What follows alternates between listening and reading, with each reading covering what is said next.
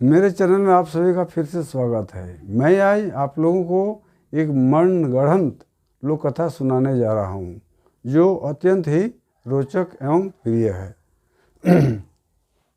इस लोक कथा का नाम है बूढ़ी आर ओकर नाती। तो वीडियो यदि अच्छा लगे तो इसे सब्सक्राइब करें और लाइक ज़रूर करें। चलिए हम लोग कहानी को आरंभ करते हैं। कहानी का आरंभ इस प्रकार होता है। एगो गाँव में एगो बूढ़ी रहली। किसी गांव में एगो बूढ़ी रहती थी।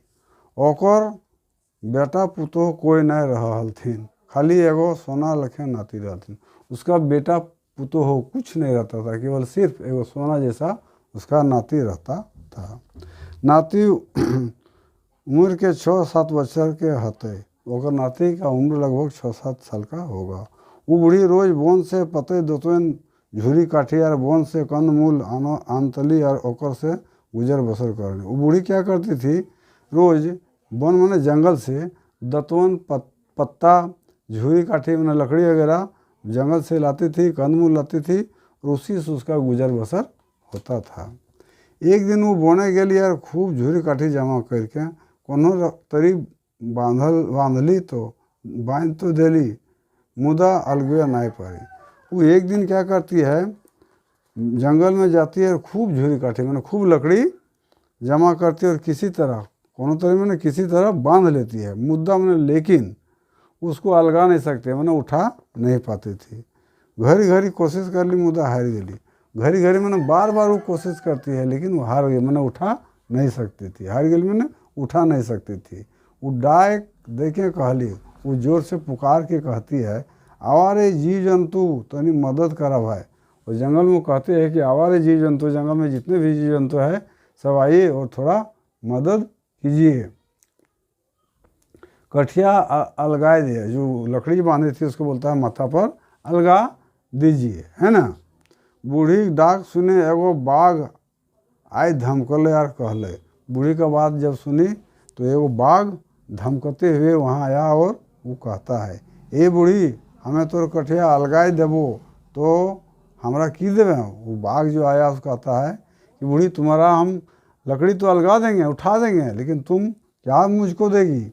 बूढ़ी हाथ जोड़ कर ली। तो बूढ़ी हाथ जोड़ के कहती है, ये बाघ भाई हम गरीब दुखी हों से की दिए पर हो। बुढ़िया कहती है, ये बाघ हम गरीब हों, हाथ जोड़ के कहती है मैं गरीब हूँ, मैं आपको क्या दे सकती हूँ।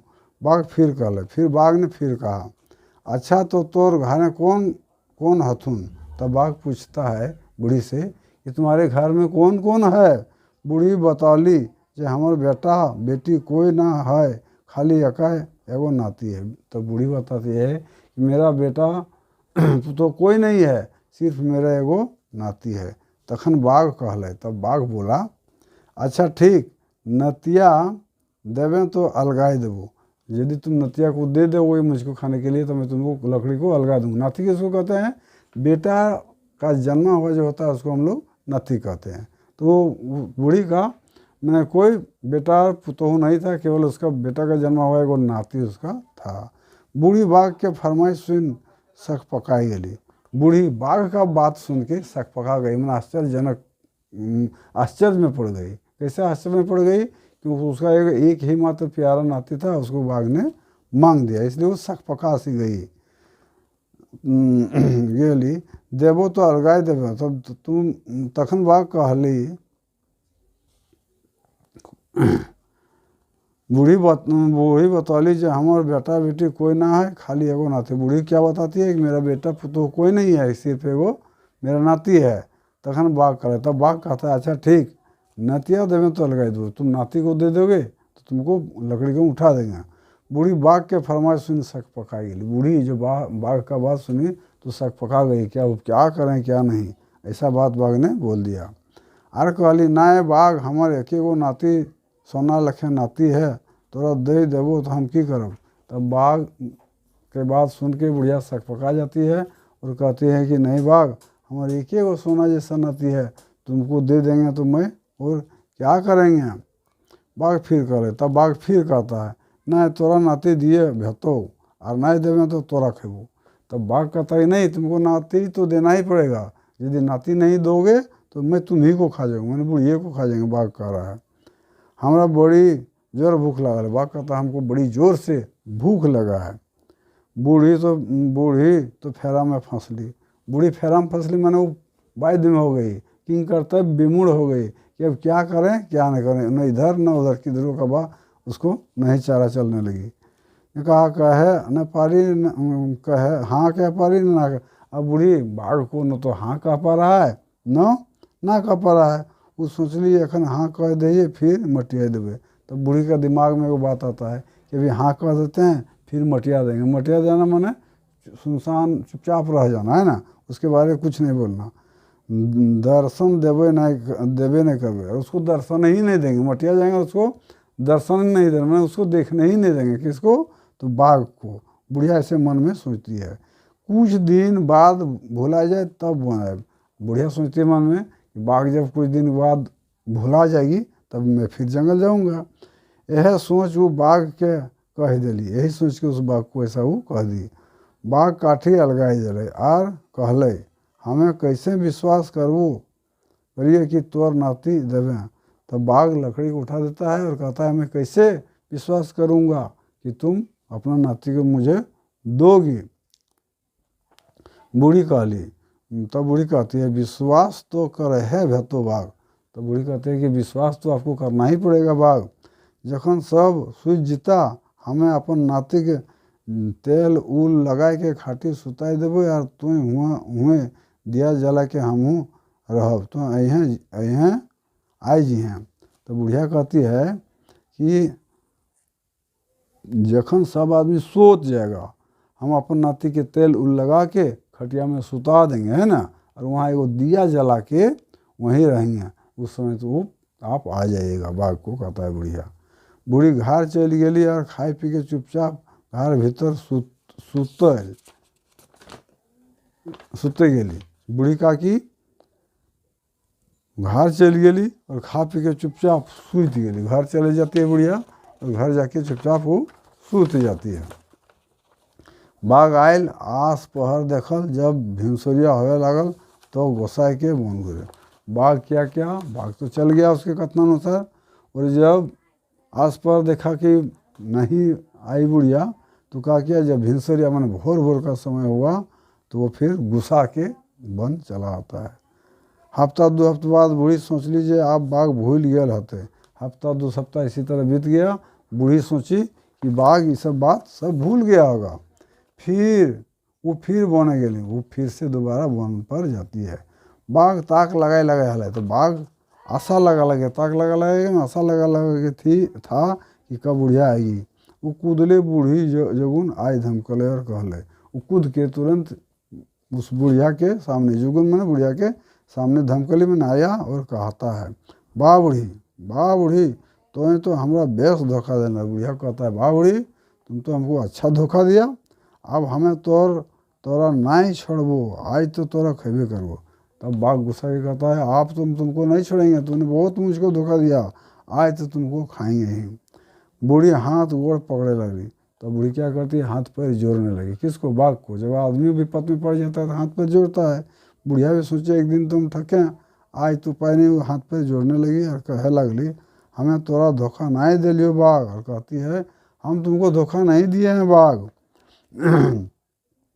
धोखा देतलियो बाघ, थकल नहीं दिलियो बाघ, हमें तोरा धोखा नहीं दिलियो बाघ, थकल हरल हम हलों से कखने निंदाई गेलो हमहूँ जाने नहीं पारी। बुढ़िया कहती है कि मैं तुमको धोखा नहीं दिया हूँ, मैं थकल मांदल थी, मैंने खूब थकी हुई थी इसलिए कब सो गई उसको भी मुझे पता नहीं चला। तो आज आई हैं बाघ, तुम आज आ जाना है ना। उस दिन तो ऐसा बात हो गया लेकिन तुम आज आना, हमें अपन नाती तेल लगा के सुताई दिल रहो। हम अपना नाती को तेल लगा के उसको सुला देंगे। बाघ मान गया। तब बाघ फिर मान जाता है।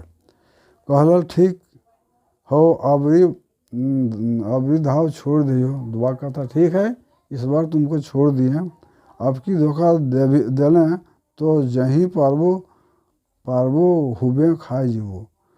तो कहता है एक बार तो तुम धोखा दिया, इस बार यदि धोखा देगी तो जहाँ भी पाएंगे तुमको वहीं खा जाएंगे। इतना कही बाघ फिर काठी अलगा दिले। इतना कह के बाघ फिर बुढ़िया को लकड़ी उठा देती है और बूढ़ी को छोड़ दे, और बूढ़ी को छोड़ देता है।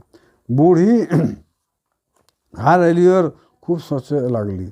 बूढ़ी घर आती है और पूरा सोचने लगती है, ना देवे तो हमरे खाए, कोई उपाय नहीं सूझे। बूढ़ी सोच रही है कि उसको यदि नाती नहीं देंगे तो हम ही को खाएगा। तब उल नाती के तेल उल मखा के खटिया सुताई दिली और वादा मुताबिक दिया लेके हुए बैस गई। तब क्या करती है बूढ़ी, बेटा अपना नाती को तेल उल मखा के वहाँ सुता देती है और वादा के अनुसार, वादा के मुताबिक वो क्या करती है, वहीं पर दिया जला के बैठ जाती है। बाघ आयल और चंगा खटिया संग उठा बोन दने भागल। बाघ आया और चंगा मन होता है बच्चा, बच्चा को खटिया सहित उठा लिया और जंगल की ओर भाग गया। भागते भागते खूब गजार बन घुस गया और बाघ खटिया सहित बाघ क्या किया, उसके नाती को लेके बहुत खूब गजार बने मने घना जंगल में वो घुस गया। अब एगो बोर गाछक जेरे भूमि से सटले रहे।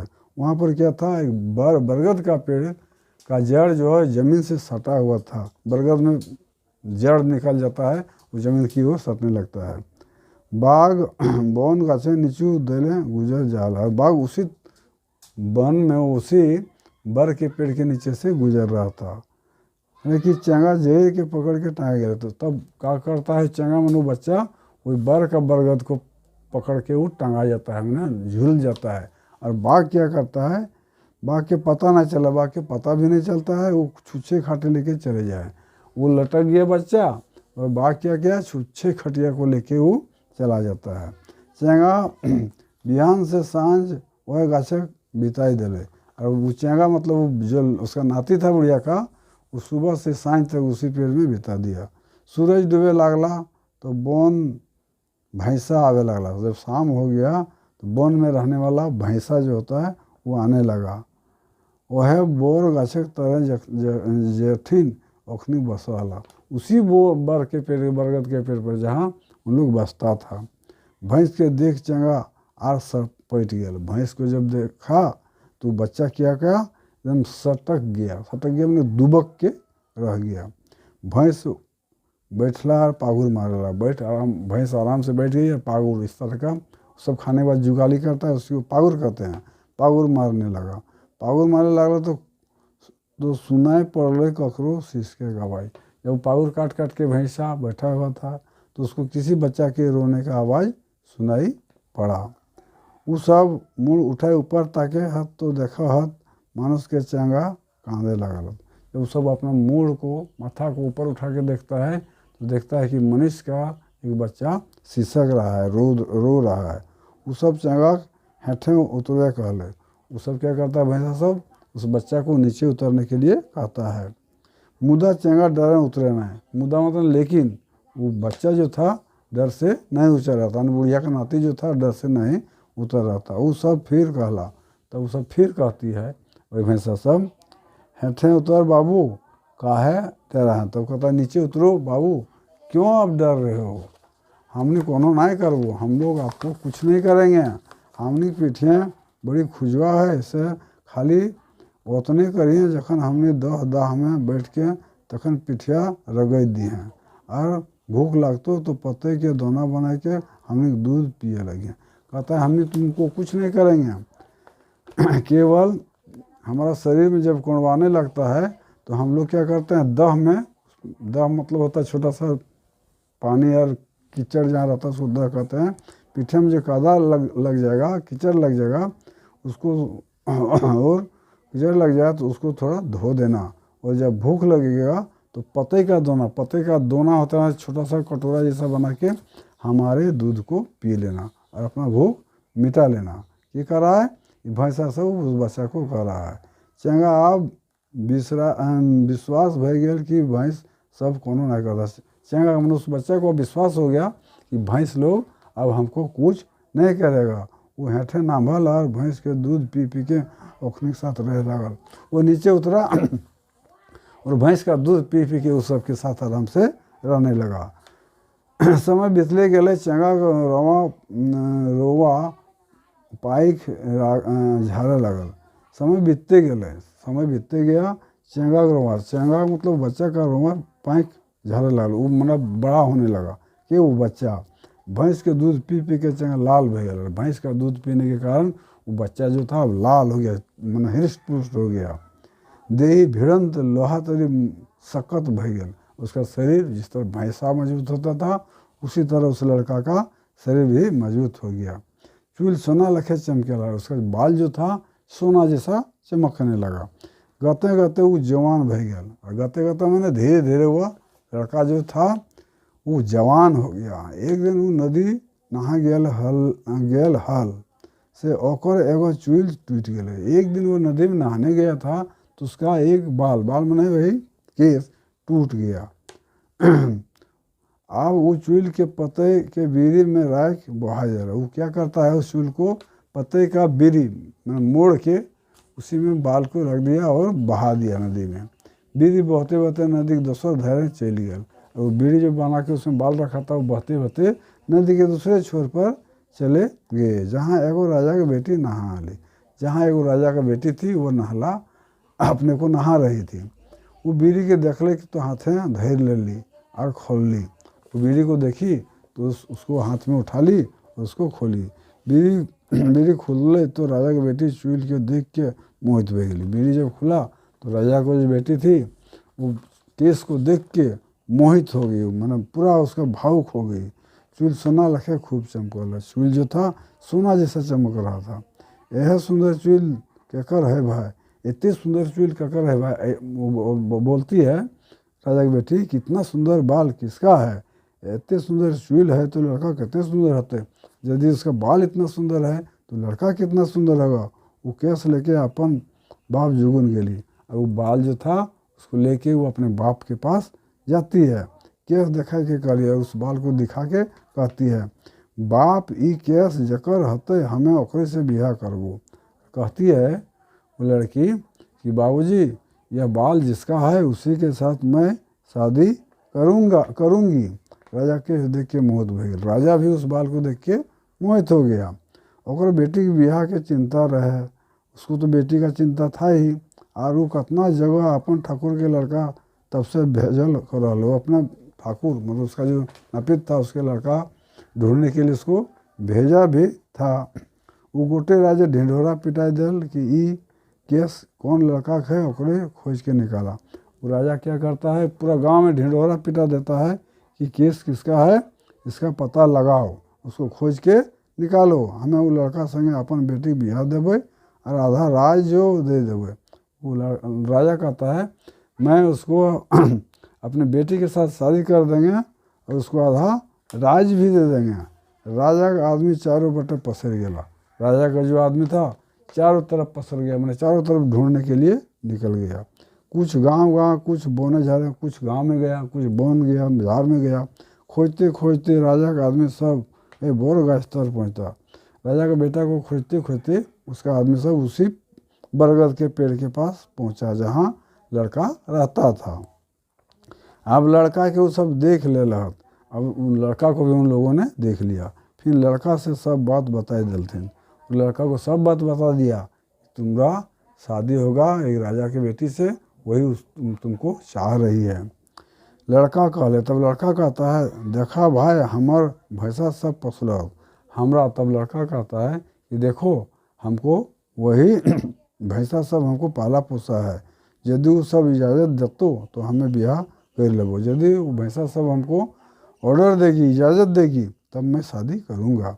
से सबले हमरा राय लिए दे, इसलिए सबसे हमको पहले राय लेने दो, तब हमें कोनो कहबो, तब ही मैं कुछ कहूँगा। राजा आदमी भैंस के राय सुने खातिर हुए ठहर जहात। तब राजा का आदमी जो था भैंसों सब का राय सुनने के लिए वहीं रह जाता है, ठहर जाता है। सांझ बेरा भैंस सब अला। जब सांझ हुआ तो फिर भैंसा सब आया तो सब बात सुनाई दिला जाए। तब उसको सब बात सुना दिया गया कि ऐसे ऐसे बात है, तुम्हारा जो लड़का है, ये लड़का जिसको आपके पास है, वो लड़का को राजा बुलाया है, वो अपनी बेटी के साथ उसको शादी देगा। भैंस सब राय सलाह करहत और कहत हाँ हाँ लड़का जोड़ी लगना जरूरी है। भैंस सब आपस में विचार विमर्श करते हैं और कहते हैं कि हाँ लड़का का जोड़ी होना चाहिए। बेजोड़ा थोड़े रहा, तो ये बेजोड़ा थोड़ा ही रहेगा, जे वो ब्याह कर ले से वो ब्याह करे जा, इसलिए इसको ब्याह करने का ऑर्डर हम लोग दे देता हूँ।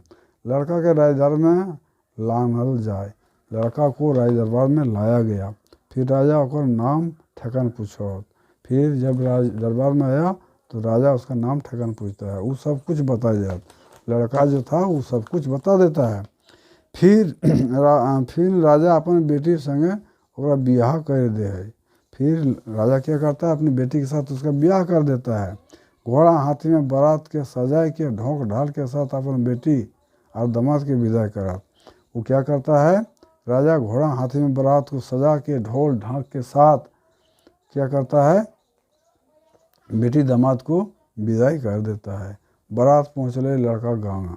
अब बारात क्या करता है, लड़का के गांव में पहुँच जाता है। तो ओकर बूढ़ी आजी बीमार खटी सुतल हली। जब लड़का पहुँच जाता है तो उस समय उसका बूढ़ी जो दादी थी बीमार खटिया पर सोई हुई थी। लड़का और ओकर जेनी हाथी से उतरत। लड़का और उसका पत्नी, जेनी माने पत्नी, हाथी से उतर जाता है और दोनों बूढ़ी गोड़े लागला और दोनों बूढ़ी के पैर पर प्रणाम करने के लिए झुकती है। बूढ़ी खाटी से गते गते उठली। बूढ़ी खाटी में सोई हुई थी, वो गते गते मैंने धीरे धीरे उठती है और उठ के बैठ गई, उठ के बैठ गई। फिर कहली और फिर कहती है, तो क्या लाग है राजा। और फिर कहते हैं, बुढ़िया कि तुम कौन हो राजा, और हमें गरीब बूढ़ी काहे गोड़ लगा, और हम जो गरीब बूढ़ी हैं हमको क्यों प्रणाम कर रहे हो। हमारा जुगुन कुछ ना है बाबा, मेरे पास कुछ भी नहीं है। लड़का अपन आजी के अखबार के पकड़त और कांधे कांध कहत। लड़का अपने आजी को अखबार के दोनों हाथ से ऐसे करके पकड़ लेता है और रो रो के कहता है, हमें तो नाती लागियो आजी। लड़का कहता है, मैं तुम्हारा नाती हूँ आजी। आजी मैंने दादी को बोलता है, दादी मैं तुम्हारा नाती हूँ, तोर नाती तुम्हारा ही नाती हूँ, जकरा बाघे लेके भागल हलो, जिसको बाघ लेके भाग गया था। आई आर ई हमार जनी लगवा, ई जो हमारे साथ देख रहे हो वो मेरा पत्नी है। बूढ़ी अपन नाती और नतिन पुतु दुयो के अखबार ले ही। बूढ़ी क्या करती है, अपना नाती और उसका पत्नी है उससे अपने तीन पुतोहों को अखबार लेती है, दोनों हाथ से पकड़ लेती है। फिर तीनों हंसी खुशी रह लगला और तीनों आराम से हंसी खुशी से रहने लगा। यदि वीडियो अच्छा लगा तो इसे लाइक करें और सब्सक्राइब करें। मैं दूसरे दिन फिर दूसरा लोक कथा लेके आऊँगा। तब तक के लिए इजाज़त दीजिए। जय हिंद, जय भारत।